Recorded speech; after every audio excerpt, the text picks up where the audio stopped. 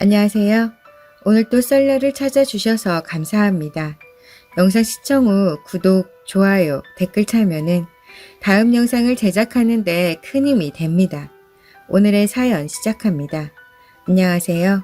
저는 42살에 초등학교 다니는 아들 둘을 둔 아줌마입니다.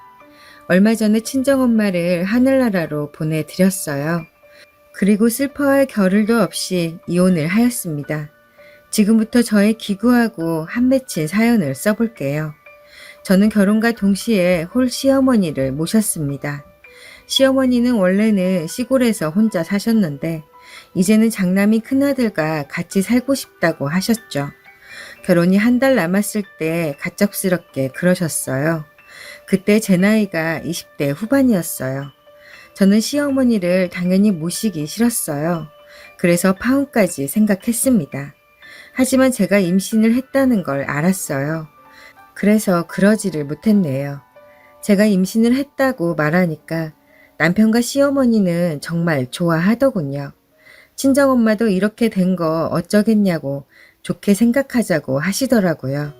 결국 모두의 축복 속에서 하게 된 결혼식이 저에게는 지옥으로 들어가는 문이 되었어요. 하지만 처음부터 지옥은 아니었어요. 제 우려와는 달리 시어머니는 저한테 시집살이를 시키지 않았거든요. 그렇다고 정말 좋은 시어머니는 아니었어요. 집에 계시면서 집안일과 육아를 하나도 도와주지 않았죠. 세탁기 돌리는 것은 물론이고 본인 방도 한번 치우지 않았습니다.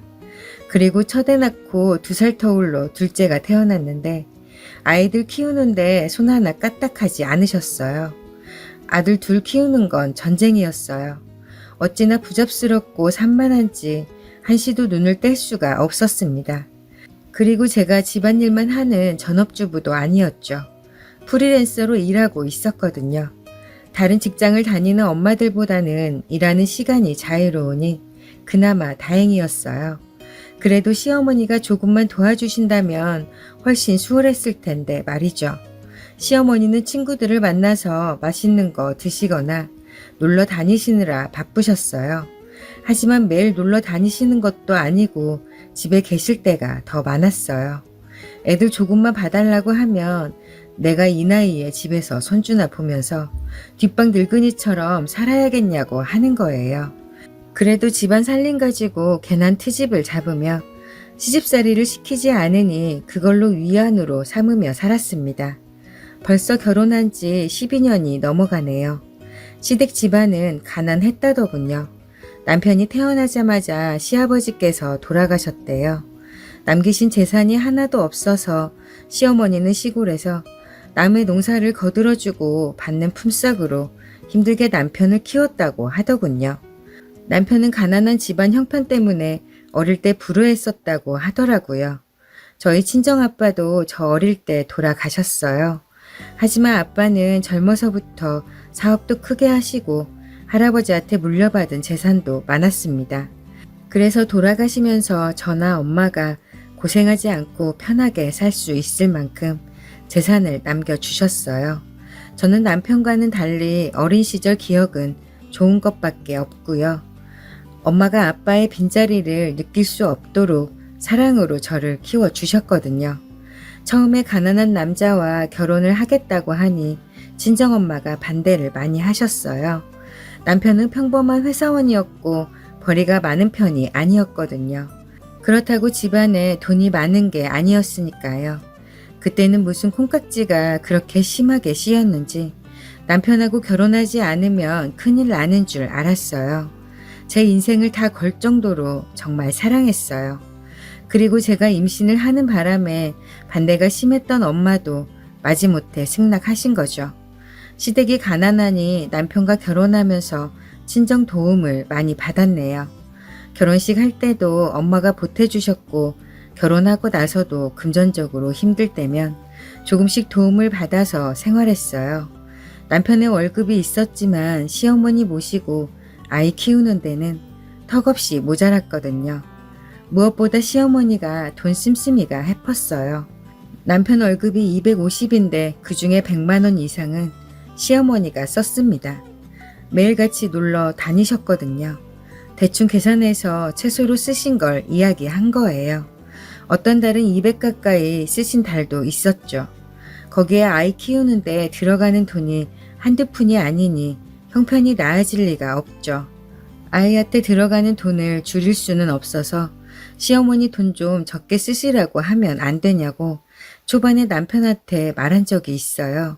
그런데 남편은 쥐뿔도 없으면서 효자병에 걸려서 시어머니가 사시면 얼마나 사시겠냐고 더 풍족하게 못해드려 죄송하다 하더군요. 자기 받는 월급의 절반을 쓰는데 뭘 어떻게 더 해드리고 싶은 건지 모르겠더라고요. 저나 지자식들은 안중에도 없는 거였어요. 애가 크면서 돈이 더 들어갈 텐데 말이죠. 그렇다고 그때는 제가 출산과 육아로 일을 많이 할 수 있는 상태가 아니었고 또 그때 일이 거의 없었을 때였어요. 저와 남편이 결혼 전에 모아놓은 돈은 신혼집 장만하는데 다 들어갔고요. 그리고 제가 훨씬 많이 보탰어요. 갑작스럽게 시어머니를 모시게 되어서 원래의 계획보다 더 큰 집으로 얻어야 해서 모은 돈 가지고도 부족해서 대출까지 받았어요. 없는 형편에 생활비를 쪼개 대출금까지 갚아 나가면서 그렇게 결혼 생활 내내 힘들게 살았어요. 그래서 저는 아이 둘 키우면서도 일을 그만두지 못했네요. 제가 버는 돈이 아무리 고정적이 아니어도 1년을 두고 보면 남편이 번 것과 별반 차이 없었죠. 제가 안 벌면 도저히 생활이 안 되는 거였어요. 그런데 그렇게 산 것을 보상은 못 해줄 망정 이렇게 저를 배신할 줄은 꿈에도 몰랐습니다. 6개월 전쯤 이야기예요. 천청병력 같은 일이 생긴 거예요. 그날은 제가 일한 돈이 들어오는 날이었어요. 계속 일이 없어서 쉬다가 오랜만에 일한 거였어요. 그래서 가족들끼리 맛있는 거 먹으러 갔습니다. 친정엄마도 불렀어요. 엄마를 2달 정도 만에 봤는데 얼굴색도 안 좋고 살이 많이 빠지셨더라고요. 어디 몸이 안 좋으신가 해서 물어보니 요즘 입맛이 없어서 끼니를 걸러서 그런다고 걱정하지 말라고 하셨어요. 제 자식 키우면서 먹고 사느라 바빠서 하나밖에 없는 엄마를 신경 못 써드린 것 같아서 죄송한 마음이 들었습니다. 앞으로 엄마한테 더 신경을 써야겠다고 생각했죠. 그런데 음식을 주문하고 얼마 지나지 않아 엄마가 배가 아프시다고 하는 거예요. 처음에는 대수롭지 않게 생각했는데 갑자기 너무 아프시다고 하셨어요. 엄마는 고통이 심하신지 얼굴도 하얗게 질리시고 식은땀까지 흘리셨어요. 저는 얼른 병원에 가자고 했어요. 그런데 시어머니가 사돈, 갑자기 찬물을 드셔서 그런 거 아니에요? 조금만 참아보세요. 이러더군요. 사람이 아프다는데 바로 병원을 가봐야지 참아보라는 말을 어떻게 할 수 있나요? 저는 그런 시어머니를 한번 째려보고 남편한테 차에 시동을 걸으라고 했어요. 남편은 금방 음식 나올 텐데 이런 개소리를 하는 거예요. 그래서 지금 밥을 먹는 게 중요해? 엄마가 많이 아프다잖아. 라고 음식점이 떠나가도록 소리를 질러버렸습니다. 그제야 투덜투덜 하면서 천천히 일어나더라고요. 화가 정말 많이 났지만 엄마가 아픈 게 우선이었기에 참았어요. 그런데 바보 같은 엄마는 식은땀까지 흘리고 못 참을 정도로 많이 아프면서 자기 때문에 음식 시켜놓고 못 먹게 되자 미안하셨는지 조금만 있으면 괜찮겠지. 일단 밥 먹고 병원 가자. 김서방, 앉게 밥 먹고 가게. 이러시는 거예요. 그 소리를 듣고 남편은 다시 앉으려고 하고요. 저는 엄마 아픈데 밥을 먹는 게 중요해? 당신 뭐하고 있어? 빨리 가자고 라고 했죠. 이렇게 해서 병원에 가게 되었어요. 병원에 가는 차 안에서도 시어머니는 자기는 멀쩡한데 자기보다 어린데 어디가 그렇게 아프냐고, 자기는 참을성이 좋아서 어지간히 아파도 요란 떨지 않고 아무 소리 안 한다고 하는 거예요. 시어머니 말대로라면 엄마가 조금 아픈데 난리를 친다는 거였습니다.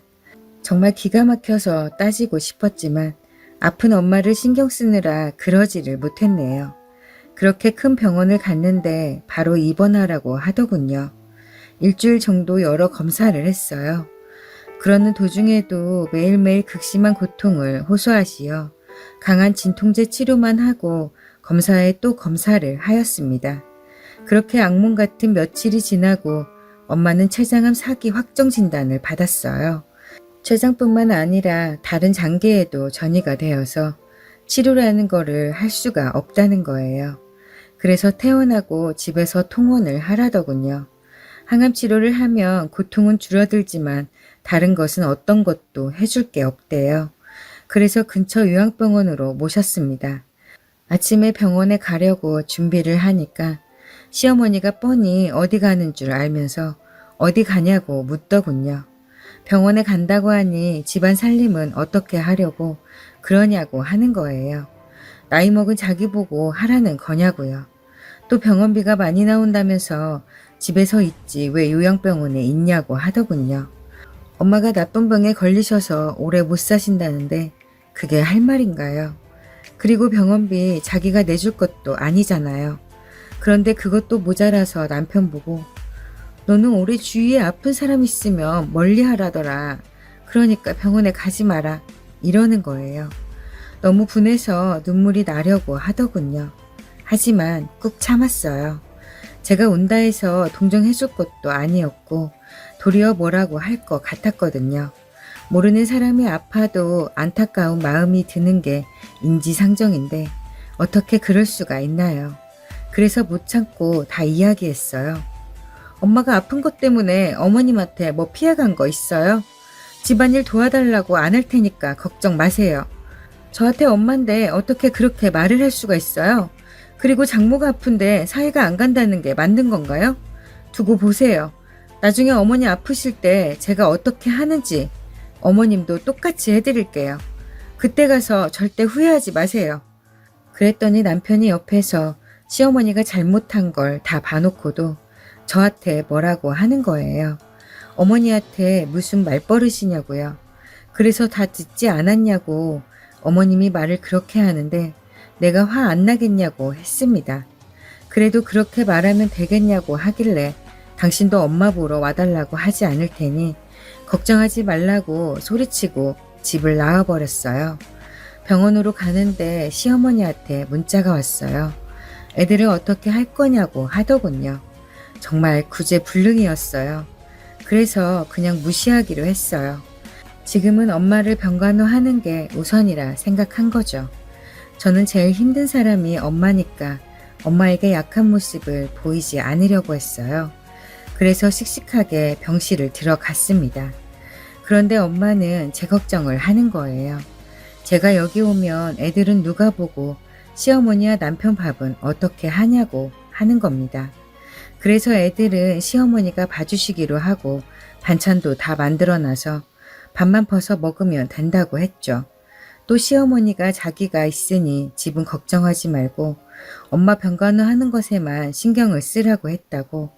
그리고 남편도 많이 도와주기로 약속했으니까 엄마는 다른 거 하나도 신경을 쓰지 말고 빨리 나아서 집에 갈 생각만 하라고 했습니다. 엄마가 속상해 하실까봐 거짓말 할 수밖에 없었죠. 아무것도 모르는 엄마는 고맙고 또 죄송하다 라고 전해달라 하시더군요. 그날 저녁 남편이 퇴근하고 왔더라고요. 엄마 앞에서는 아무 일도 없었던 것처럼 남편을 대했어요. 엄마는 남편이 집에 가는데 저도 같이 가라고 하더군요. 엄마가 네가 여기 있으면 내가 더 불편해. 그러니까 집에 갔다 내일 와 라고 하셔서 어쩔 수 없이 남편과 같이 나섰어요. 병실을 나오자 남편이 저한테 아침 일은 미안하다고 사과하더군요. 앞으로 집안일은 걱정하지 말라고 시어머니도 도와주기로 했다고 하는 거예요. 정말 고마웠습니다. 아침에는 홧김에 그랬지만 솔직히 남편과 시어머니가 도와주지 않는다면 제가 엄마를 병간호 하는데 집중할 수 없잖아요. 남편은 퇴근하고 매일 병원에 들렸다가 1시간 정도 있다가 집으로 갔습니다. 시어머니는 애들 돌보며 집안일을 해주셨어요. 그래서 제가 엄마 옆에서 24시간 있을 수 있었죠. 그래도 애들 때문에 일주일에 한 번씩은 집에 갔고 간 김에 집안일을 하려고 했어요. 그런데 시어머니가 병간호 하느라 고생했을 텐데 뭘 또 하려고 하냐고 자기가 하면 되니까 아무것도 하지 말고 쉬라고 하더군요. 그런 시어머니가 참 낯설었지만 저는 그런데 신경을 쓸 여유가 없을 정도로 뭔가 마음이 너무 힘들었습니다. 그럼 어머니, 저 애들 좀 보다가 쉴게요. 감사해요, 어머니. 앞으로 제가 정말 잘할게요. 라고 했어요. 그렇게 한 달 정도 시간이 지났을까요? 엄마는 하루하루 말라갔고 가면 갈수록 고통이 심해져서 힘들어 하셨어요. 너무나도 슬프고 그러기 싫었지만 정말 마음의 준비를 해야겠구나 싶었습니다. 하지만 세상에는 기적이라는 것이 있으니 희망의 끈을 놓지 않고 절대 포기하지 않았어요. 그러던 중에 그 일이 일어난 거예요. 그날도 남편이 퇴근하고 병원에 왔어요. 화장실을 갔다 오니 남편이 집에 갔는지 없더군요. 엄마가 주무시고 계셔서 집에 잠깐 다녀오려 했어요. 애들이 걱정도 되고 너무 보고 싶었거든요.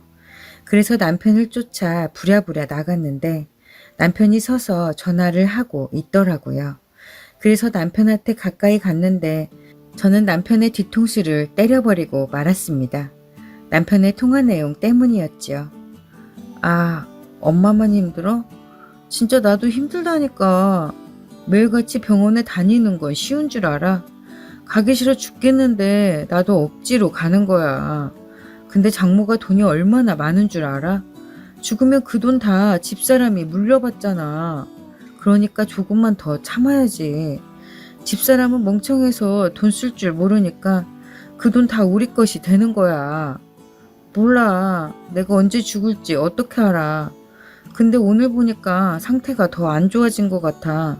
아마 금방 죽을 거야. 그러니까 조금만 더 힘내자고. 엄마 알겠지? 응, 금방 갈게. 정말 쓰레기 같은 모자였어요. 겉으로는 엄마가 낫길 바라는 척 하면서 뒤로는 엄마의 돈이 탐이 나서 빨리 죽으라고 고사를 지내고 있었던 거였습니다. 그걸 듣자마자 남편 뒤통수를 쳐버렸습니다. 남편은 아이씨하고 뒤를 돌아봤고 저를 보더니 기겁을 하더군요. 저는 악에 받쳐서 야 개자스가 네가 사람이냐? 오기 싫은 병원에 돈 때문에 그렇게 매일 왔냐? 너 같은 개 같은 자식도 사이라고 엄마는 자기 몸 아픈데도 네 걱정하는데 네가 어떻게 그럴 수가 있냐? 너 같은 놈은 천벌받아야 해 라고 하고 저는 그놈을 패기 시작했어요. 남편은 오해라고 내 말 좀 들어봐 달라고 하더군요. 내가 두 귀로 똑똑히 들었는데 어디서 개수작이야? 라고 하며 정말 인정사정 봐주지 않고 팼어요. 사람들이 몰려들었고 남편은 도저히 안 되겠는지 저를 밀치고 도망갔어요. 바닥에 떨어진 자기 휴대폰도 버려두고요. 그 길로 집으로 가서 제 짐만 챙겨서 나왔어요. 시어머니는 가증스럽게도 웃으면서 힘들었지? 어서와 하는데 소름이 끼치더라고요. 저는 아무 말 하지 않고 방으로 들어가 짐을 챙겨서 나왔어요. 그리고 집을 나서며 시어머니에게 당신들 같은 쓰레기 같은 모자를 그래도 가족이라고 생각한 내가 바보였어요. 하지만 앞으로 그렇게 안 살 거예요. 제 눈에 피눈물 나게 한 거 후회할 거예요. 라고 했어요. 시어머니는 제 손을 잡으며 무슨 소리냐고 하더군요. 저는 그 손을 뿌리치고 남편과 통화하는 거 다 들었다고 말했어요. 이 집 살 때도 거의 제 돈이었다는 거 아시죠? 그리고 살면서 저희 엄마 도움도 많이 받았고요. 잘난 것 하나도 없는 별 볼 일 없는 아들 덕에 호의호식하고 이날까지 사신 거 같으세요? 그게 진짜 누구 때문인지 정말 모르세요? 사람이 염치가 있어야지 어머니 같은 사람은 이 세상에 어디에도 없을 거예요. 저 이혼할 테니까 잘난 아들하고 잘 먹고 잘 사세요. 라고 하고 집을 나왔어요. 그리고 병원으로 가지 않고 사촌 여동생네로 갔어요. 충격받으셔서 상태가 안 좋아지실까 걱정이 되어서 엄마한테는 비밀로 하기로 했습니다. 저는 좋게 협의 이혼을 하려고 했어요. 그런데 남편이 재산 분할도 위자료도 못 주겠다더군요. 그래서 이혼 소송을 하게 되었고 얼마 전에 이혼이 결정되었네요. 당연히 제가 더 유리한 쪽으로 판결이 났어요. 그때 병원에서 남편이 버리고 간 휴대폰에 남편과 시어머니가 나눈 문자가 큰 역할을 했어요.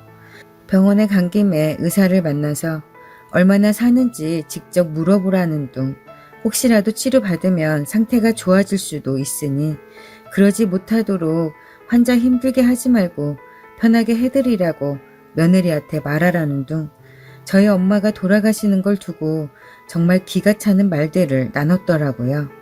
그리고 제가 집안일과 육아를 독박으로 혼자 한 내용이 고스란히 있었어요.